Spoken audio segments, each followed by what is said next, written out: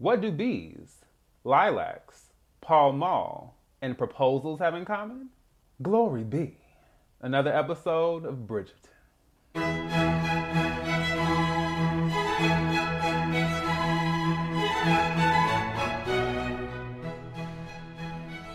Cheerio, everyone. Good day to you all.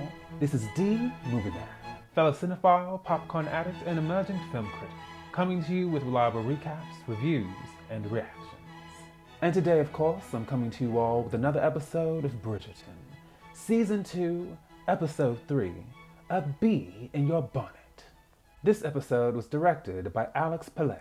He's previously directed for shows like Trial and Retribution, Merlin, Da Vinci's Demons, Riverdale, and The Chilling Adventures of Sabrina. Additionally, this episode was written by Sarah L. Thompson. She's previously been a story editor and writer for the series How to Get Away with Murder. And she's also written for the series Yellow Jackets, which I enjoyed immensely. And now, let us commence. So, we open up this episode with tragedy, which is not what I was expecting. We see the original Viscount Bridgerton, aka Edmund, and I was so excited to see him, right? We have flashed back 10 years prior, and we see both him and a younger Anthony out in the woods hunting. When they return to the house, Edmund decides to pick flowers, thinking of his wife, and out of nowhere, a bee then stings him on his neck. And then the unthinkable happens.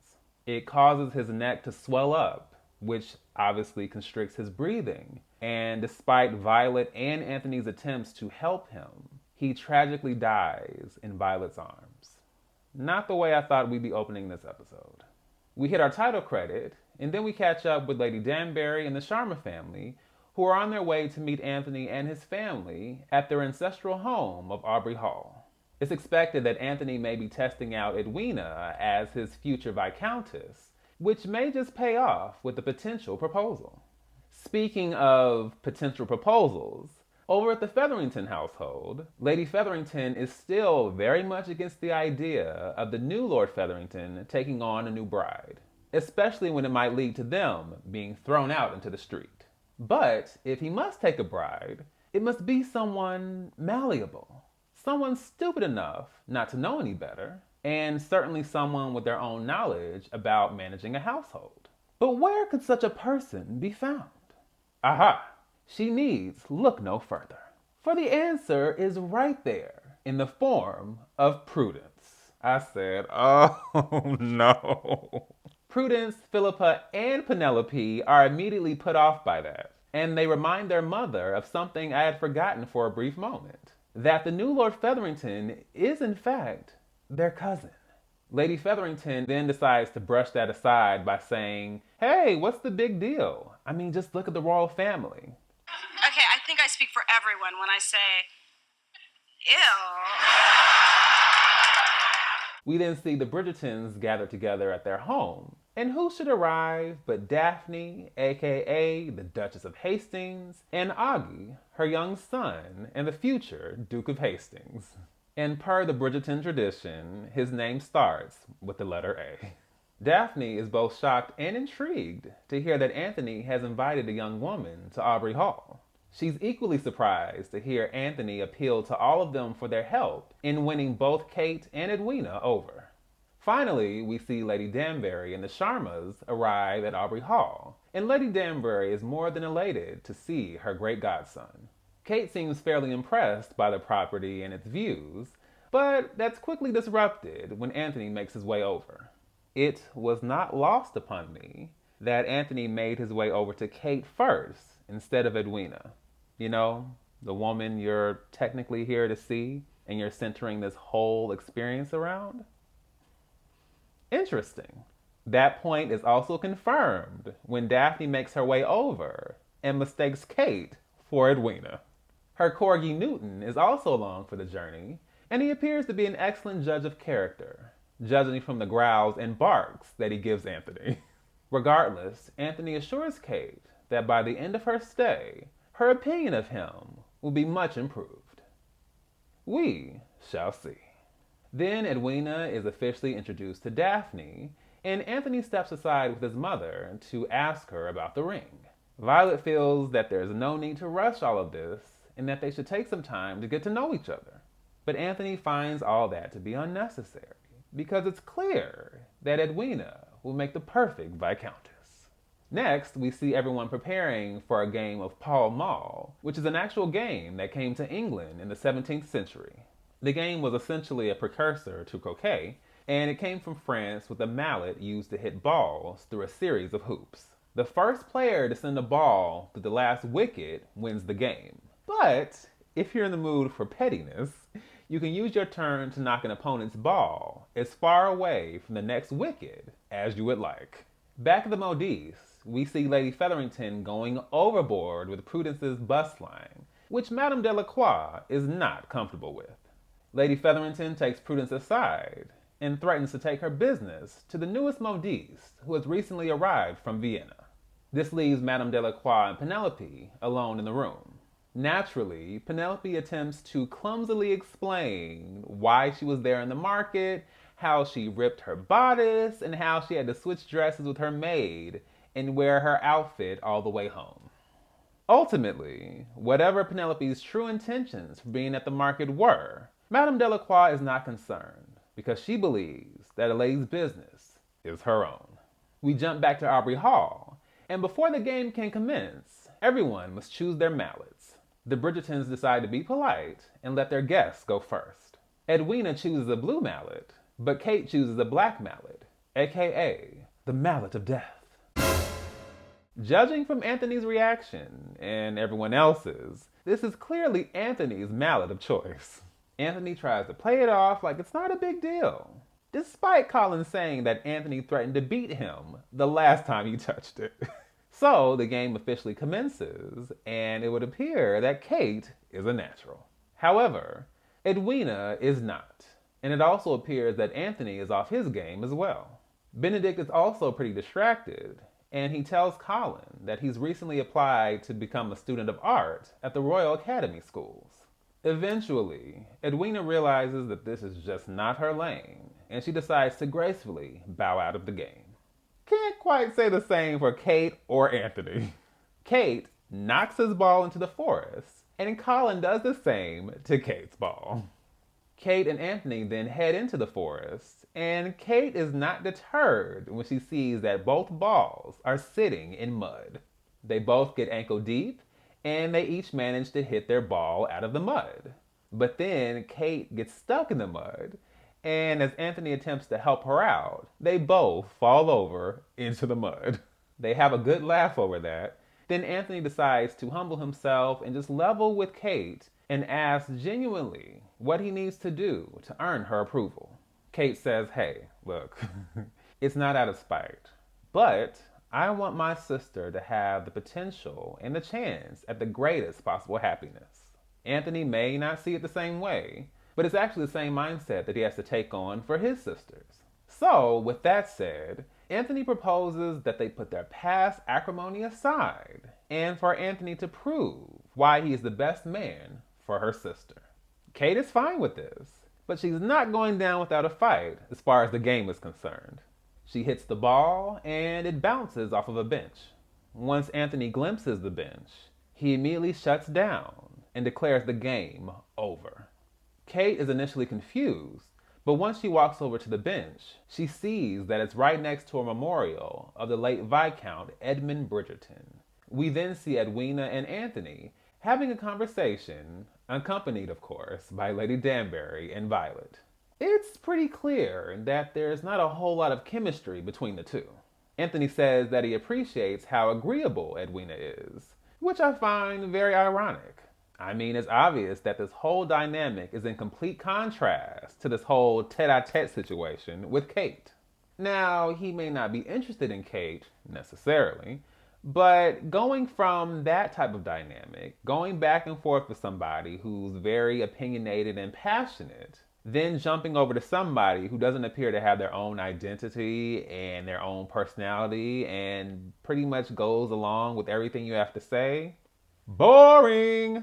However, once Edwina speaks on her love for books, a love I also share, Anthony then mentions that he never reads anything outside of ledgers, And it kind of breaks the ice between them, and the rest of the conversation appears to go pretty well. Later, we see Lady Danbury listening in on Edwina and Kate's conversation. We now see that Edwina has renewed hope for her and Anthony's future together, which means a proposal may be forthcoming. Unsurprisingly, we then see Violet listening in on Anthony and Daphne's conversation. Now here, much like Kate, Daphne is a little uncertain about this whole thing. I mean, is this really the person that you feel all this intense longing for and that you literally cannot keep your eyes off of?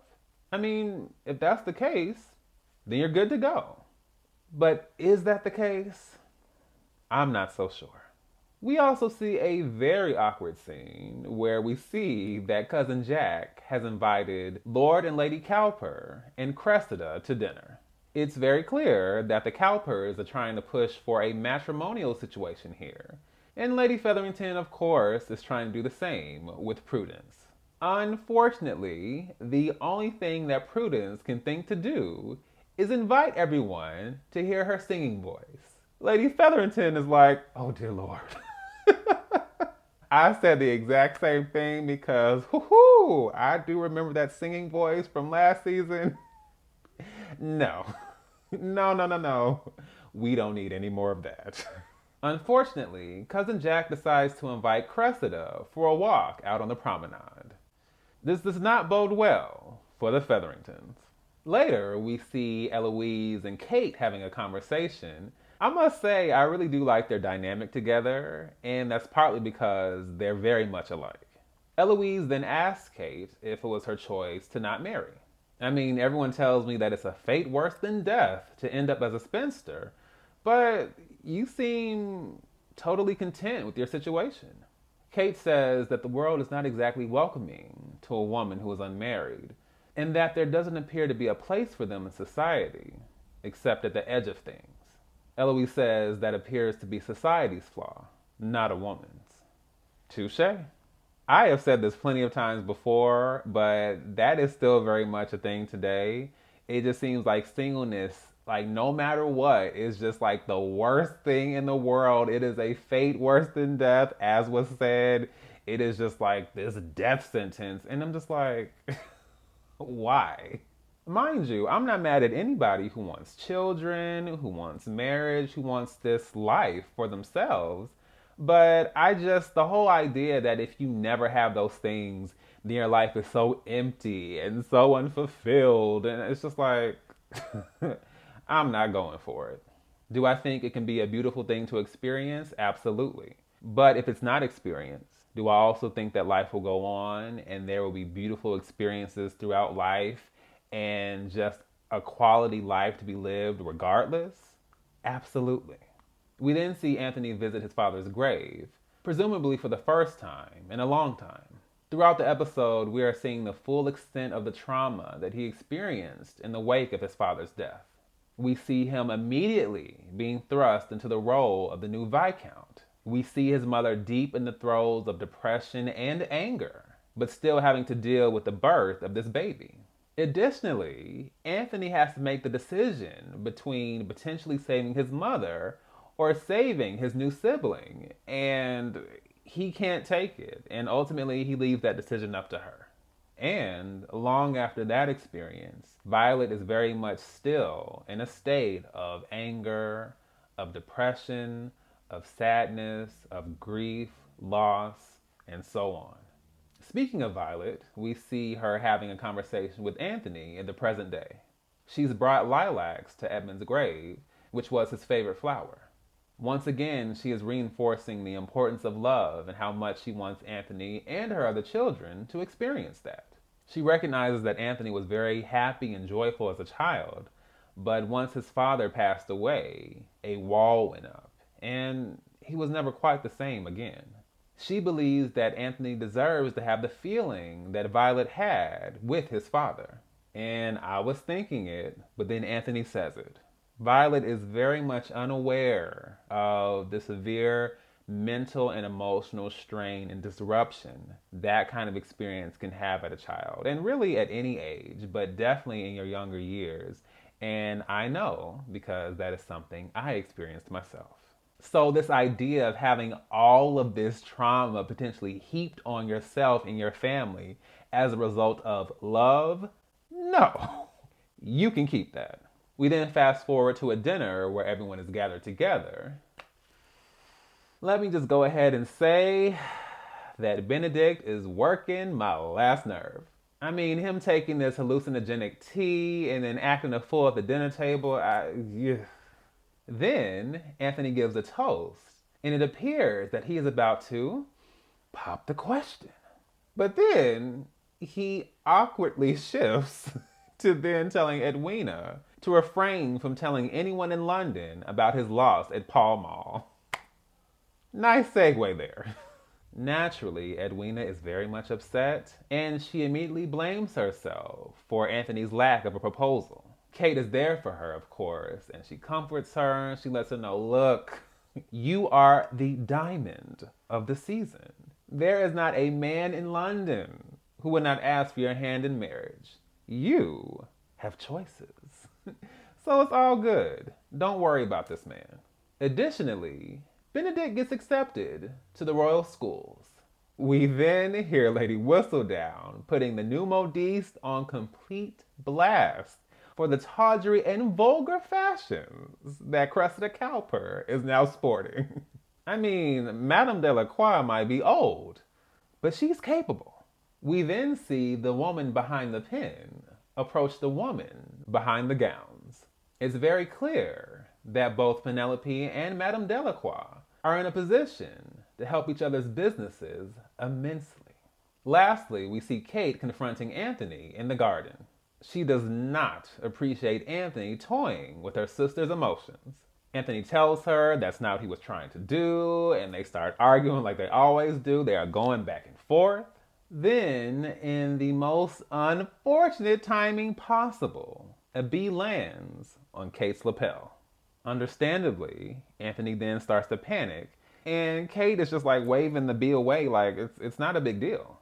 The bee then stings her, and that really sets Anthony off.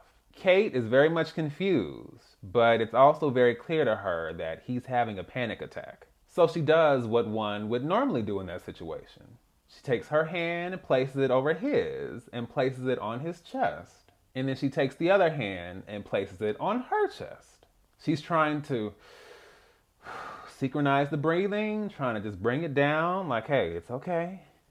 It's all good. All right, we're cool. Like, we're good. It's all right. And I thought that it was great that she had that instinct. However, they are also very close together, and they're doing some really heavy breathing. And although I understand why she did it in theory, Kate, did you have to put that man's hand on your chest? Did you really have to do it? So yeah, bump the whole like I'm trying to calm you down and are you okay? This is becoming another situation. And they're getting closer and closer and closer. But wait, suddenly they hear a horse neighing in the distance. They both snap out of it like, uh-oh, and they both run off in the opposite directions. Part of that is because were someone to discover this little situation right here, it would be curtains for both of them. So, it seems that what Anthony foretold at the beginning of the episode has finally come to pass. Kate's opinion of Anthony has definitely improved. But maybe too much? So, that officially closes out Episode 3, A Bee in Your Bonnet. Well, things have certainly ramped up here, and although I can't say it was unexpected, I did not quite see or expect what happened at the end of this episode to happen, especially the way it did.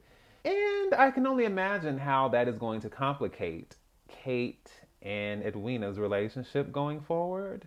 I'm not quite sure what's going on with Benedict and the Featheringtons and Prudence and that whole mess going on.